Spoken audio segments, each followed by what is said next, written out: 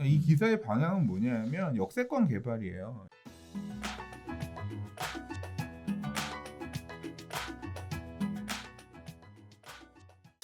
자, 9번째 이야기입니다. 9번이야 9번. 야, 진짜 지루해 죽으시겠다.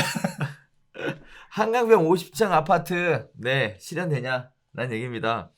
자, 35층 룰 고수하던 서울시가 기반 시설이 충분한 역세권 단지의 복합 개발 허용을 검토 중이다.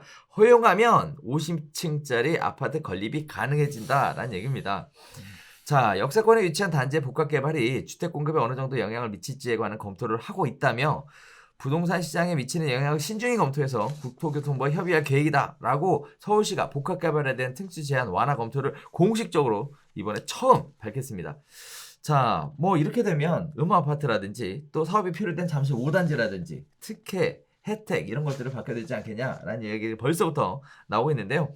고밀도 개발에 대한 시의 기존 입장이 바뀌게 되면 잠실 5단지 재건축 사업에도 속도가 붙을 수 있다라는 얘기를 하고 있습니다. 근데 문제는 집값 고민이죠. 자, 이렇게 되면 복합개발 호재가 일대 집값 상승으로 이어질 수 있다라는 부분입니다. 서울시는 같은 이유로 용산국제 업무지구 마스터플랜 발표를 미루고 있는 상황인데요. 이에 따라 주택가격 안정이 확인되는 시점에 본격적인 검토가 이루어질 것으로 예상한다라고 했는데 잠실 5단지 이미 50층 줬잖아. 그러니까 했는데 음. 제가 궁금한 거 뭐냐. 그건 이제 종상향 해서 일부 면적만 이렇게 해서 간 거거든요. 근데 제가 궁금한 거는 아니 이 시점에 이 얘기가 또 왜 나옵니까? 그러니까 이게 왠지 약간 이해가 좀 안 되죠. 전 사실 기사의 꼭지가 한강변 50층 아파트를 자꾸 억지로 끌어 모아서 이렇게 간 거지. 네. 제가 생각할 때 이 서울시가 국토부랑 검토하고 있다는 얘기는 방향이 다르거든요. 아 그래요? 그러니까 이 기사의 방향은 뭐냐면 역세권 개발이에요. 역세권에다가 용적률 더 주고 임대 아파트 가져가겠다는 이제까지 받을 수 있는 카드였잖아요. 네, 근데 그렇죠. 그거 갖고는 잘 안 되니까 음. 플러스 알파로 50층까지 줄 수도 있다. 선제 조건은 뭐냐면 용적률 나눠 먹자. 임대 아파트 줘라. 그러니까 올해 들어서부터 서울시가 지금 여러 가지 채널에서 되게 방향이 많이 바뀌고 있어요. 그러니까 주택 공급 확대에 대한 얘기들이 나와요. 근데 그 공급 확대의 목소리 중에 한 편에 껴있는 건 뭐냐면 임대를 넣으란다. 아까 자율주택 정비 사업도 그렇지만 그 옆에 가로주택 정비 사업 있잖아요. 네. LH가 사업 시행자로 들어가서 임대를 LH한테 주는 임대를 얼마 이상 넣으면 용적률도 더 주고 맞아요. 그다음에 층고도 풀어 이런 혜택들을 주겠다는 거거든요. 그러니까 지금 서울시가 임대 아파트 확보, 공공 임대 주택을 확보하기 위한 이런 굉장히 다양한 부분에 계속 적극적으로 얘기를 하고 있거든요. 그러니까 그 방식 중에 하나예요.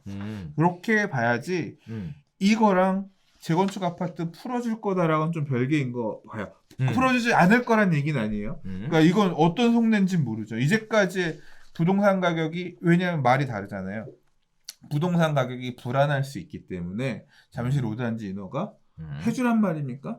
음마 아파트 인허가 해주란 말입니까? 못 해줍니다. 이런 지금 포지션이잖아요. 그렇죠. 근데 그런 필요성도 있지만 이 사업을 통해서 공공임대아파트가 얼마가 확보될 수 있다는 부분도 있고 주택 공급의 확충을 통해서 부동산 가격 안정화도 함께 도움할 수 임대주택 확보 이런 장점도 있기 때문에 대승적으로 뭐 음마아파트 뭐 이걸 도시계획위원회 통과를 하겠습니다. 뭐 잠시로 하겠습니다. 이렇게 말이 바뀔 수도 있는 거잖아요. 그러니까 공공임대주택 확보라고 하는 거는 또 다른 하나의 별개의 떡밥인 거야.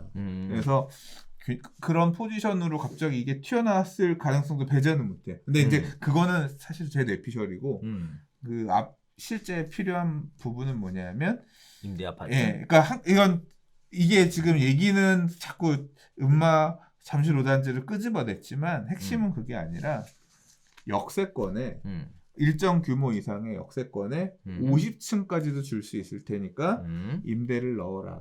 이걸 활성화해라. 그 부분을 좀 강조하기 위해서 국토부라.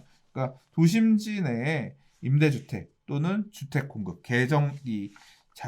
신축 주택들 이걸 확보하기 위한 서울시가 지금 역세권에 추진하고 있는 개발 사업들이 여러 가지가 있는데 역세권 청년주택 사업도 있고 그다음에 정확하게 명칭은 제가 좀 법률 명칭이니까 봐야 되는데 주택정비용 재개발 사업 말고 역세권에서 하는 이 재개발 사업도 있거든요. 이 사업도 아직 지금 활성화가 안 돼 있는데 이게 과거의 이름으로는 장기전주택 사업하던 거 이 부분들 활성화하기 위해서 지금 독바이 역세권 이런 데서 하고 있거든요.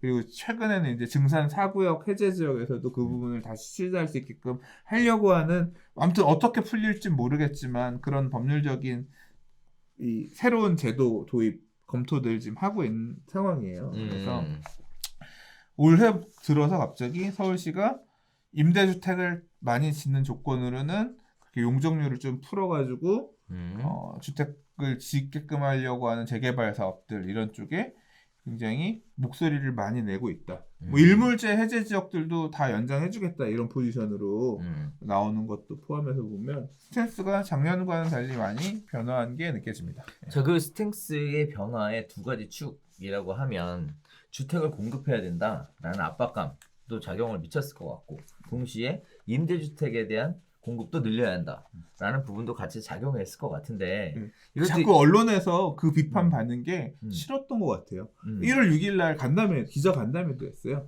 서울시 주택 공급 이제까지 열심히 해왔고 주택 공급 문제가 없다 이런 식으로 뭐 그 말에 신뢰성 있고 없고를 떠나서 이렇게 공급을 우리 열심히 하고 있고 하려고 한다라는 게 전향적으로 올 초부터 느껴집니다. 예. 그렇죠. 그래서 역세권을 통해서 이런 두 가지 토끼를 다 잡겠다라는 얘기가 발표가 됐는데 이제 기사는 뭐라고 나온 거냐면 결국은 음마나 잠실우단지가 반사이익을 받는 거 아니냐라는 형태로 그냥 꼬아서 들어갔어요. 그러니까 그건 기사고 나는 그죠? 내가 읽은 거는 나는 그런 방향으로 안 읽은 거고 뭐 기자분은 그렇게 생각했을 수도 있고 나는 뭐 거기 잠실 5단지나 음마를 해주고 안 해주고는 또 별개로 생각해야 될 문제고 지금 서울시가 검토하고 있는 부분은 역세권의 임대아파트 확보하면서 재개발 사업을 역세권 주변으로 활성화하려는 어떤 그런 의지가 읽힌다 입니다. 그러니까 기사 제목과 나는 다른 부분만 생각하겠다. 자 일단 전체적인 흐름은 그런 것 같아요. 그런 것 같아. 그래서 뭐 강 소장님이야 뭐 그건 난 모르겠다. 뭐 나 내 의견하고는 다르다. 뭐 할 수 있는데 일단 뭐 제 의견을 얘기하고 싶은 게 아니라 흐름 자체가 그런 것 같아요. 일단은 처음에 그런 생각이 있었고 반사 이익에 대한 우려가 있었고 이게 사실 반사 이익을 통해서 50층 지어줬어. 닌디 아파트로 다 뺏어간다고 치면 그러니까 받을지 안 받을지도 몰라. 그럼. 음마는 사실 여기 있기 때문에 1차 역세권 250 안에 들어가는 블록들도 많이 있단 말이에요. 근데 옛날에 과거에 이게 없었던 게 아니라 있었어요. 그러니까 부가연 뉴타운도 다 검토했잖아.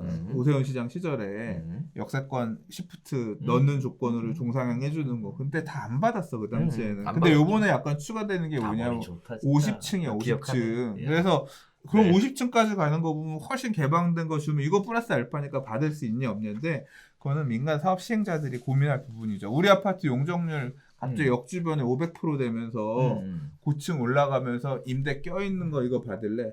이제 그것도 협의할 부분이죠. 그럼 임대동 따로 빼줄게. 뭐 할래 말래 이제 그거 따져서 할 부분인데 그때도 싫어했던 부분은 나 용적률 400%짜리 아파트 별로 안 좋아.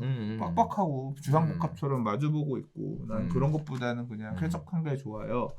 뭐 이제 그런 거 희망했던 것 때문에 그리고 이제 같은 아파트 단지에 서울시가 소유하고 있는 임대 시프트들이 많이 껴있으면 뭐 관리라든가 장기적으로 이런 게 뭐 내키지 않는 부분도 있을 수 있고 그랬지. 그러니까 이번에도 어떤 식으로 지금 이 50층 카드가 지주들 사업 시행자들의 마음을 어떻게 움직일지는 별개의 문제입니다. 그렇죠. 그래서 선택할 수 있어요. 네. 근데 서울시가 고민하는 내용을 자세히 들었다 보면 기사 안에 녹아져 있는 게 뭐냐?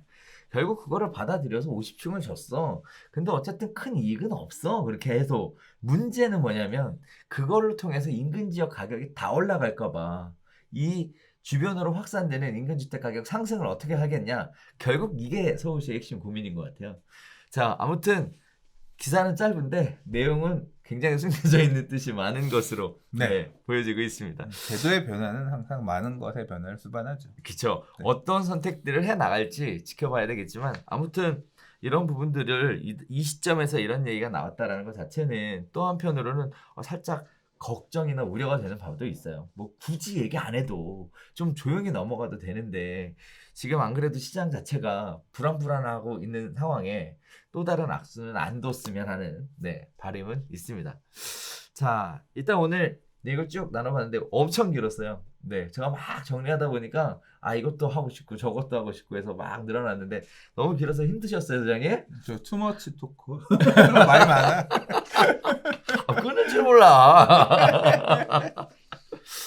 자, 지금 뭐 여러 가지 사회적으로 들리는 얘기들도 뭐 조금씩 가라앉아 가는 것 같고 뭐 분위기 자체도 좀 정상적으로 돌아가려고 움직임은 보이는 것 같고 정부에서도 너무 그렇게 긴장할 필요 없다. 뭐 그 정도까지 문제가 심각한 건 아니다라고 사태에 대한 수습에 나서고 있는 코로나? 상황이, 네, 코로나 관련돼서 네, 그런 부분들이고 부동산 시장도 뭐 조용할 것 같은데 특정 지역들을 중심으로 뜨거워지고 있는데 이런 부분들이 또 계속적으로 이야기는 나오는 것 같고 또 기사도 굉장히 다양해졌어요 최근 들어. 그래서 뽑다 보니까 이렇게 많이 뽑혀지게 됐습니다. 아무튼 굉장히 오랜 시간 떠드느라 고생 되게 많이 하셨고 배고파. 밥 먹으러 가요. 네. 자, 저희가 토요일 오전에 지금 이거 녹화를 하고 있는데요. 일단은 작업이 다 끝나봐야 올라가게 되겠지만 항상 부담 느끼는 거 뭐냐면 주말이 지나가면 갑자기 내용이 확 바뀔까봐. 주주의 이슈가 또 바뀌죠. 그러니까요. 어떻게 보면 지난주 이슈를 이렇게 되새기는 그런 방송이니까요. 그래서 그런 부분도 있다라는 점 말씀드리면서 아무튼 저희가 조금 더 새로운 관점과 시각에서 접근해 보려고 나름대로 노력은 좀 하고 있습니다. 시청자분들께서 어떻게 생각하셨는지 느끼시는지 모르겠지만 이쁘게 봐주셨으면 좋겠고 그냥 관심 가져주시면 대단히 감사하겠습니다. 저희 방송 괜찮으셨다면 좋아요하고 구독하기, 알림 설정 꼭 부탁드리겠고요. 저희는 다음 주에 새로운 소식 가지고 다시 찾아뵙도록 하겠습니다. 감사합니다.